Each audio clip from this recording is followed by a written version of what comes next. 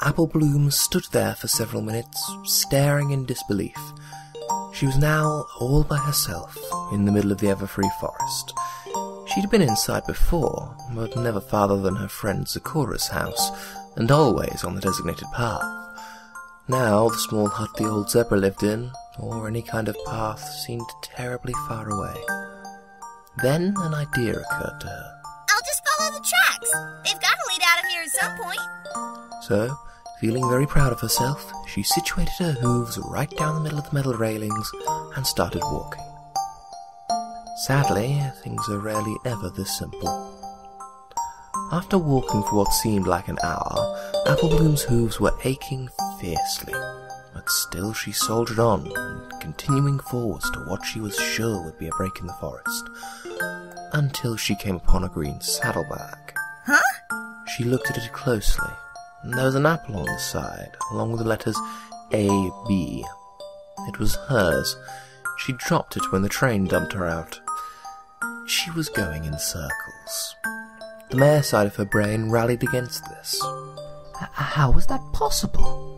The tracks had come from Ponyville. They couldn't go in a circle, or she would have ended up back there, or at least run into the train again, and that was logic.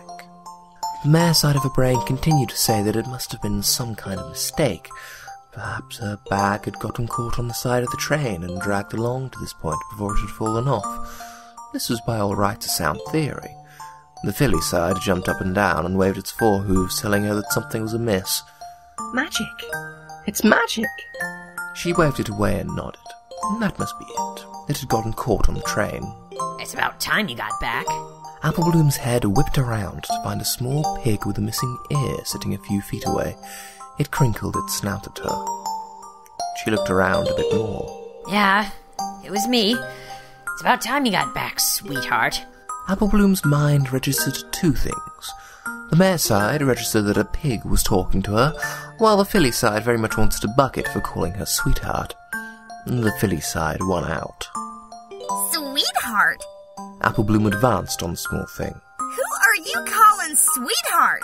That be you! The pig crinkled its nose again. Sweetheart. Took you long enough. Applebloom glared down at the pig. If you don't want to find yourself bucked halfway across the forest, I'd lose the nickname. It squealed a bit. Fine, A.B. No need to be so violent. A.B.? That's what it says on your back, ain't it? That's Applebloom? As her anger drained, the mare side of her brain took over. How are you talking anyway? And what do you mean it's about time you got back? The pig raised a stubby, cloven hoof. One, I could ask you the same question. Just because we're quiet doesn't mean we pigs can't talk. Two, a track goes in a circle. Keep that up, you'll just go around till you drop. The filly side of Applebloom's brain gave a little half-hearted cheer for being correct, and briefly noted it was lucky the pig only had two things to list. Its hoof only had 2 points. Well, how do you suggest I get out of here? And where is here, anyway? Here? One, it held up its hoof again. This is somewhere. Two, you'd have to ask the unsure. Applebloom opened her mouth to ask another question, but the pig headed her off. Let me guess. More questions? Let me save you some breath, sweetheart. At Applebloom's glare, the word died in his throat. Aha! I mean, A.B. He held up his hoof a third time. One, somewhere is everywhere. Everywhere is somewhere. Somewhere ain't nowhere. Two, the unsure knows everything. It'll know how to get you out of here. Applebloom considered this. The filly side of her brain accepted it readily. It's just like the fairy stories I read as a fool. But the mare side of her brain balked. None of this makes any sense. I should just keep following the tracks. Once again, the filly side won out. Fine. I don't really understand all this, but if this unsure knows how to get me out of here, I sure as heck mean to ask him about it. It. The pig corrected. It? The pig nodded. It ain't sure if it's a boy or a girl, so it's an it till further notice. Fine, whatever it is, I got a couple words for it. She looked down at the small pink pig. Take me. The pig made a snorting sound, which may have been a laugh. Why would I do that, sweetheart? I mean, A.B. Applebloom floundered for a moment. Exactly. I gave you the info. That's my good deed for the day. You're on your own. The pig turned to leave. Wait! Applebloom held out a hoof. I don't know which way to go! The pig squealed irritably. Not my problem. Good luck, AB. Applebloom's mind raced. The last thing she needed to do was get lost in the forest again. The filly side of her brain put its 2 cents in again. You should chase him down and make him tell you. But the mare side of her brain politely suggested that she try something else. Applebloom decided to listen to what the mare side had to say. It suggested that she give the pig something in return for helping her. You get more pigs with slop than with vinegar, it supplied. This made sense to Applebloom. She decided to listen to the mare side. It gloated over its win while the filly side sulked in the corner. Applebloom yelled one more time. Hey, pig! What if I had something to trade? The pig stopped, cocking his good ear in her direction. I'm listening. She reached into her saddlebag, pulling out the sandwich, setting it on the ground. How's this? The pig eyed the sandwich warily. This ain't no trick. Applebloom shook her head. I swear on the Apple family name it ain't. And you can take that to the bank. The pig eyed her for a moment. Then it dived into the sandwich like a ravenous lion. It was gone in a matter of seconds. The pig smacked happily, rolling back and forth on the breadcrumbs that had fallen during the massacre. All right, AB. You got yourself a deal. Applebloom smiled. Great! There's some apple slices in it for you at the end as well. There's more. The pig sounded for the first time since Applebloom had met him happy, or for that matter, anything that wasn't surly. Yep. She nodded. Now have you got a name? Sty. The pig said simply. The name's Sty. He turned and walked towards the forest. Now, we'd best get a move on. Applebloom followed close behind. Agreed. Sty was faster than he looked. She had to keep up a trot in order not to lose him. Good. Because if you're here when the sun goes down, you might not be getting out. This is a dangerous place. Keep your wits about you. Applebloom wanted to ask what he meant by this, but he simply sped up.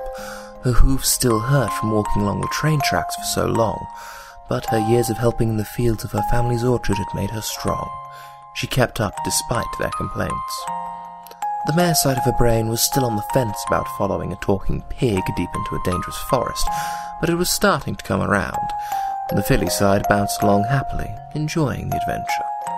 Sty said nothing more as they headed forwards to meet the unsure. The conductor's warning rose up in Applebloom's mind. The filly side ignored it out of stubborn anger at being dumped out of a train. The mare side told her she ought to be careful. Conductors were respectable citizens of society that should be heeded, even if they were made of vines. Applebloom studied her surroundings, wondering just how many ponies had been this far into the Everfree on hoof. It probably wasn't many, but then she wasn't counting those who hadn't managed to come back out. She thought back to this morning, standing at the train station, trying to figure out what had gone so wrong between then and now to lead her to wherever it was she was now. She could find nothing of any importance that she had done in the hours leading up to her arrival, nor could she think of any possible reason for her sudden stop. Applebloom thought about magic. It was everywhere in the Everfree, and therefore must have something to do with her predicament. She remembered the time only a few years back when Sweetie Belle had tried her hoof at being a magician. Scootaloo, being Scootaloo, had found this dreadfully boring, as being a magician had a lot more book reading and far fewer card tricks than she'd imagined. As a result, she spent the majority of this time laying around and moaning. Applebloom, meanwhile, had helped her friend study in hopes that she might earn a study buddy mark out of the deal. Neither of them had come away with a marked flank, but she'd learned a thing or two about magic. She'd been proven doubly right when Scootaloo had spent the day as a rabbit due to a misaimed spell. Applebloom wondered if perhaps she were the victim of a similar accident. Perhaps some wayward spell had hit the train, sending her here. The mare side of her brain accepted this. The filly side was too busy laughing at the memory of Scootaloo twitching her nose for a week and a half after the fact. Sty slowed as they came into a clearing. Are we there? Applebloom asked. No. Sty sniffed the air, his little piggy nose crinkling. There's something on the path. Applebloom peered around the clearing. It appeared to be empty from what she could tell. The only thing she could see were flowers and the occasional straight twig. I don't see anything. Sty snorted. Of course you don't. You don't see it. You read it. Applebloom was now thoroughly confused. What? It's a library. Sty said simply. A library? Yeah. Ugh. Whenever there's a storm, they end up everywhere. Do they? Applebloom asked. She was starting to get the impression she was getting her leg pulled. I still don't see anything. Stop looking. Start reading. Follow me. Applebloom stared after the little pig, now questioning whether or not he was completely sane. She was interrupted from questioning her own sanity, which was very much up in the air since she was to the point where she could question the mental health of a talking pig, when her head smacked into something hard. Ow! She rubbed the suddenly sore spot on her forehead. You're not reading, said Sty, his voice far from sympathetic. You do know how, don't you? Applebloom stomped a hoof. Of course I do. My grandma read to me every night. Sty looked her up and down. Did she do it right? What do you mean, did she do it right? You ain't making sense. The small pig snorted again. Well, if she did it right, then read. Go on. Sty pointed an insistent hoof towards the middle of the clearing. There's nothing there. Sty pointed again. Look closer. Fine. Applebloom squinted at the air in front of her, trying to see something, anything that might have been there. Still, she saw nothing except the green grass and the occasional flower. She was about to give up when a stray "the" floated by her nose. What in the... Sty clicked a hoof on the ground. There you go. Now read it. Ignoring the mare side of her brain, which was having a minor breakdown, Applebloom read the words in front of her out loud. The small pony with the red mane squinted at the words floating through the air. As she read them, they organized themselves into a larger structure, which was magnificent in its splendor. Indeed, this exact thing happened, though Applebloom could tell by the library's actual condition that it was simply bragging. Far from being magnificent in its splendor, it was in fact rather run down.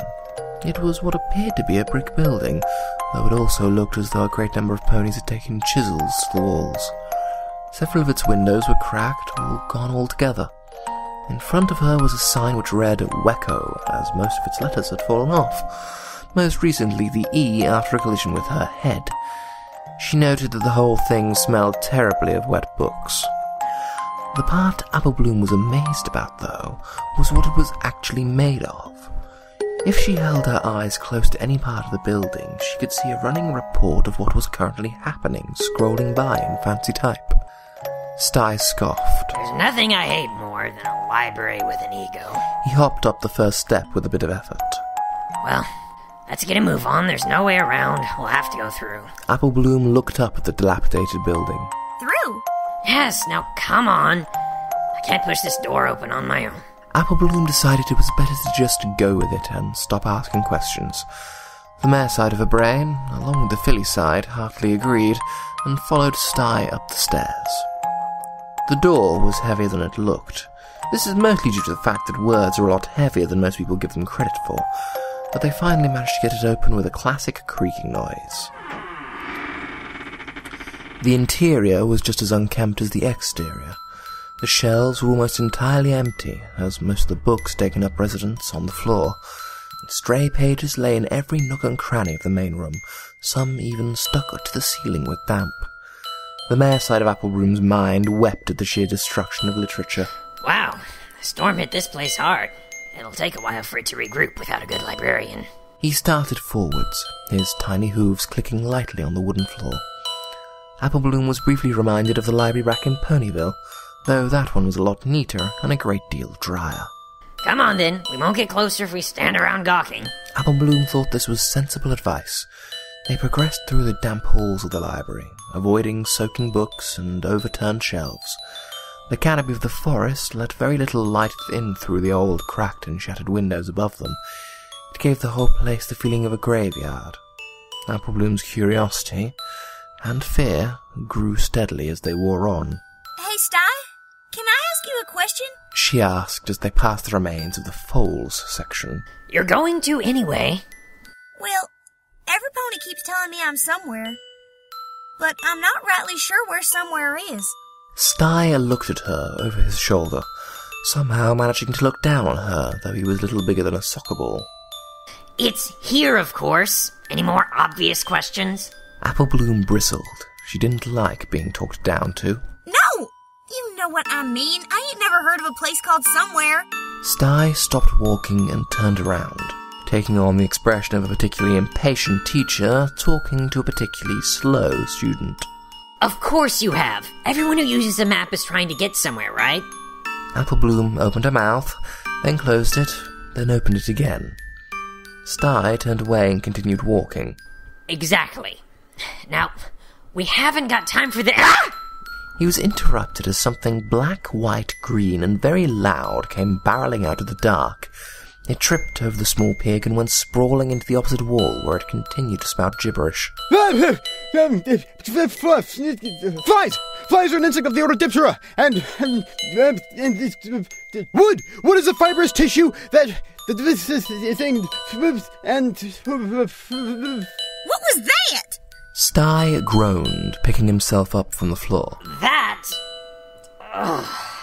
is the librarian. As the thing got up, Applebloom saw it was not a thing at all, but in fact a rather tall zebra. He was perfectly normal in all respects, except that there seemed to be a large green sprout growing out of the top of his head. He looked at Applebloom, smiling manically, then frowned, then smiled again before giving up and just looking confused. Hello? Words! He exclaimed. Applebloom took a step back. I like words! Words are good! Words mean I can't be an end table! He looked around warily, as though waiting for the universe to correct him somehow. Right? No? Applebloom pointed to a puddle of water on the floor. You're a zebra, see? The zebra looked at the puddle. So that's what a zebra is. I thought they'd be a lot drier. He stuck his tongue into the water and made a face. Ugh, they taste awful! Applebloom felt thoroughly confused at this point. No. I mean, you're a zebra. That's a puddle. Look at your reflection. Reflection! He yelled. Sty sidled up next to Applebloom. Looks like this one ran afoul of the unsure. Must have been in a bad mood. The poor mook. The zebra studied himself in the puddle. I'm a zebra. That means I taste awful, and am very wet. Applebloom opened her mouth to say something, but the zebra beat her to it. Wait! I'm not wet at all! So in that case, I can't be a zebra! No! She stomped a hoof. You've got it all inside out. You are a zebra, the wet, bad-tasting thing is a puddle, and the thing that looks like you is your reflection. She paused for a moment, studying him. Got it? The zebra considered this, smiled, frowned, and then looked at the puddle again. So, I am a zebra, and therefore not a puddle. That means that I must be very dry and taste delicious. He put a hoof to his chin, looking up at the slowly rotting ceiling. Not exactly. I'm delicious! He turned and began to viciously bite his own leg.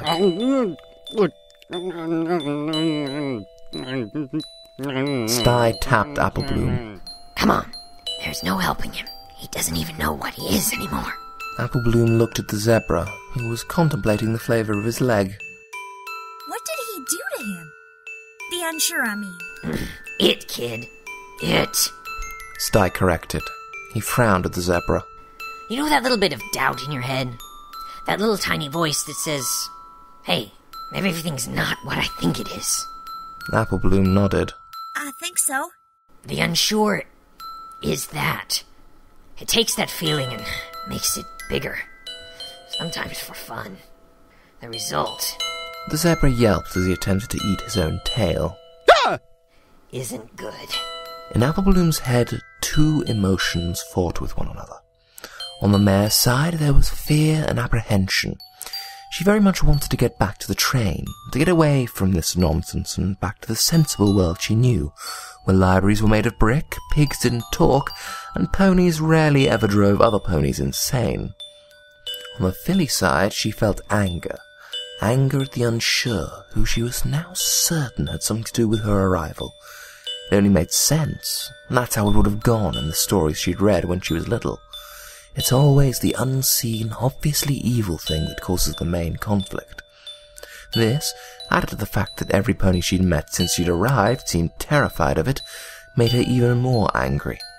There's nothing an apple hates more than a bully, and as has been said before, she was an apple through and through. The anger won out. We have to help him. She took a step forwards. Somewhere during her conversation with Sty, the zebra had decided he was a dinner plate. He lay curled in a ball, asking every now and again that someone put some salad on him. Sty jumped out of her way. There's nothing you can do to help. He's gone loopy, off the deep end. Let him rave in his library alone. She ignored the small pig. What's your name? She asked, kneeling down to eye level with the zebra. Dinner plates don't have names. He answered, trying to sound plate-like. Dinner plates don't talk either. The zebra looked blankly at her for a moment, then grimaced. Curse it all, I thought I had it this time. Applebloom put a hoof on his side. How about I call you... She looked around the library at all the disintegrating books. Tome. Tome. He tried the name out on his tongue. Tome. Tome. Tome. The zebra smiled. I like it. I am Tome. Yes. Applebloom nodded. Yes, you are.